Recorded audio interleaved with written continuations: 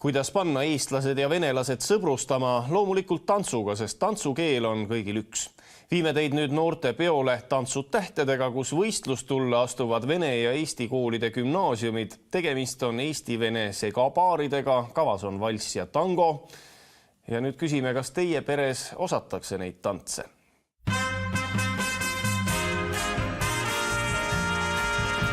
Kas mäletate veel Kanal 2 ülimenukat saadet Tantsud tähtedega?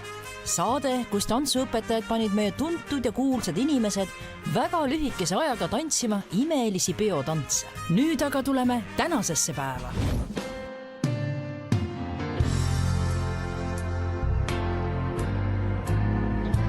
Täpselt samasugune konkurss käivitati ka Tallinna koolides. Teie ees on eesti- ja venekeelsete tantsupaaride maratoni finaal. Imeline vaatepilt, nii graatsilised, nii pidulikud, nii enesekindlad. Ja kujutage ette, et veel nädal tagasi ei osanud enamus neist mitte üht ainsatki tantsusammu. Kõik noored on tantsu ära õppinud koha peal 1,5 tunniga. Kokku siis 90 minutit õpetust ja otse žürii ette. Ja seekord on kavas valss ja tango.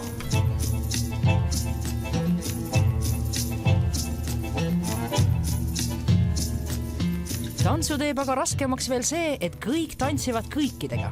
Ehk iga noormees saab tantsida kõikide tütarlastega ja vastupidi. Ja asi läheb veel põnevamaks. Kord on sul eestikeelne, kord venekeelne partner, mis võiks olla veel parim viis ühendada eesti- ja venekeelseid noori. Kuidas teile noormehed tunduvad, kas tants ühendab eestlasi ja venelasi? Ja muidugi.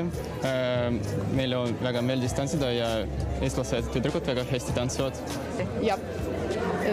Jah, 100% sain öelda, et me suhtleme oma vahel. Võib-olla me lihtsalt vaatame teisi, aga see on nagu suhtlemine. Täna said siit paar sõpra juurde.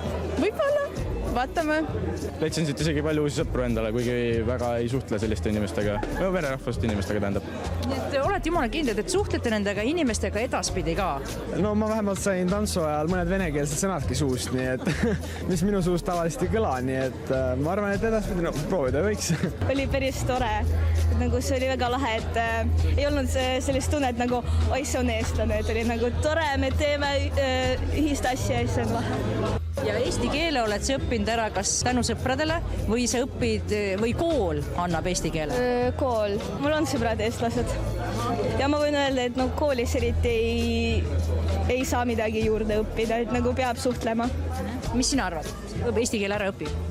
Ja ma õpin eesti keeles koolis ja mul on sõbrad. Eesti keelt on vaja?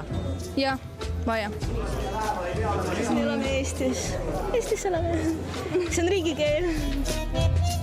Mida siis tantsuõpetajad arvavad? Kuidas lastel tantsimine välja tuli? Me ise ka olime natuke kahtlevad seisukohal, et kas me jõuame nii kiiresti õpetada midagi selgeks, sest nad saavad tõesti minna ja suhelda omavahel.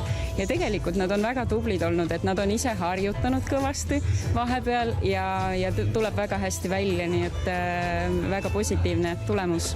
Kuidas tantsida meeldis? Ikka väga, kuigi ei ole tantsuga tegelenudki. Aga tuleb välja ja teistel ka ja tuleb kiita teisi inimesi, et tantsivad päris hästi kõik ikkagi. Kõik oskavad tantsida.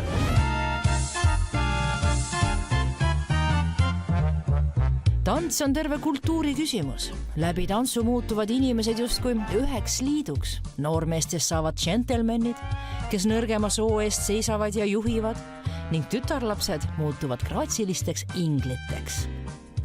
10 aastat ühes klassis käinud noorte vahel sulab justkui jää ja hakatakse omavahel rääkima nii, kuidas seda varem pole söendatud teha. Nii et ei ole integratsioon mitte ainult teistkeelsete noortega, vaid omaenda klassikaaslaste vahel.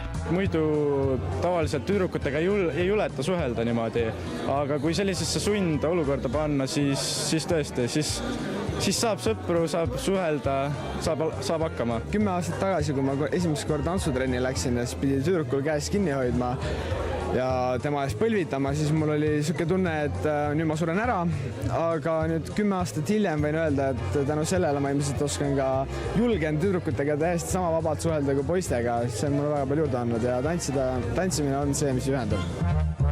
Ei saa salata, et tantsukonkurss muutis kardinaalselt ka noorte välimust.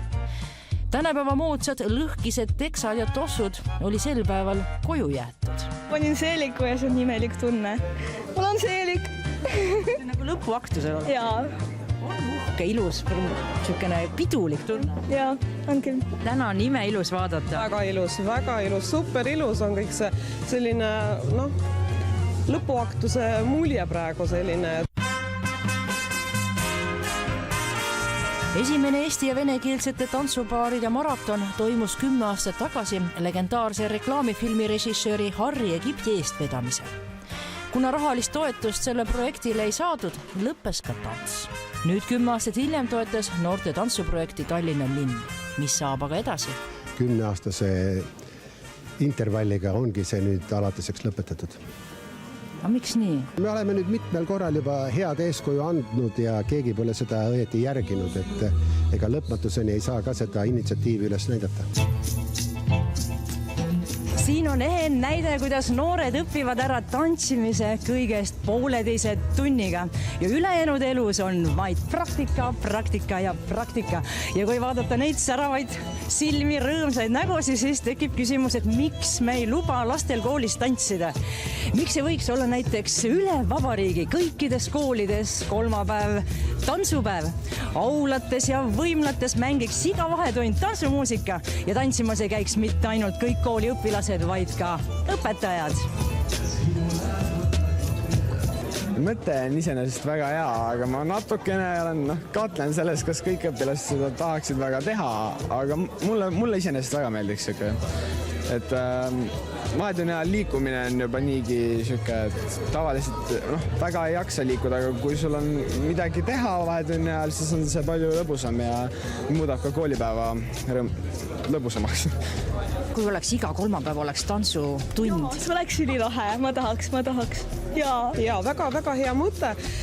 Me oleme proovinud seda ka teha, et meil on niimoodi veerandi lõppudes, siis kui on juba veerandi hinded välja pandud ja kontrolltöid ja selliseid raskeid tunde juba ei ole, siis me oleme proovinud niimoodi muusikat pikkades vahetundides paneme muusika mängima, aga kui keegi ei tule neid juhtima, siis nad eriti ise ei taha. See oli halb idee, aga sellisel juhul ma kaasaksin ka meie Riigikogu, et miks mitte igal kolmapäeval kõik 101 saadikud nimisi ainult hoiuksid ja muusikasaatel, aga lähme kaugemale.